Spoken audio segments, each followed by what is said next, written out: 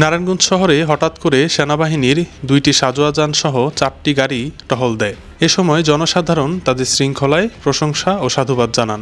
এতে শহরের যানবাহন চলাচলে শৃঙ্খলা ফিরে আসে। গত ৪ মার্চ নিতাইগঞ্জ থেকে চাষারা পর্যন্ত সেনাবাহিনীর ওই গাড়িগুলো টহল দিতে দেখা যায়। জানা যায় ফতুল্লার বিসিকে এনা গার্মেন্টস বন্ধের ঘোষণার পর উত্তপ্ত পরিস্থিতি নিয়ন্ত্রণে সেনাবাহিনী টহল দেয়। সেখানে এই ২টি সাঁজোয়া যান দেখা যায়। শহরে টহল দিতে সেনাবাহিনীর সেই ৪টি গাড়ি বের হয়। নগরবাসী বলছে, নিয়মিত এই অভিযান পরিচালনা করা হলে বদলে যাবে নারায়ণগঞ্জ শহরের চিত্র। সেই সঙ্গে অপরাধীদের মধ্যেও আতঙ্ক বাড়বে, কমে যাবে অপরাধ। কারণ নিয়মিত শহরে একের পর এক ছিনতাইয়ের ঘটনা ঘটছে। গত কয়েকদিন ধরেই ছিনতাই ও শহরে অপরাধ বেড়েছে। শহরের বিভিন্ন স্থানে যানবাহন পার্কিংয়ের কারণেও যানজট দেখা দিচ্ছে।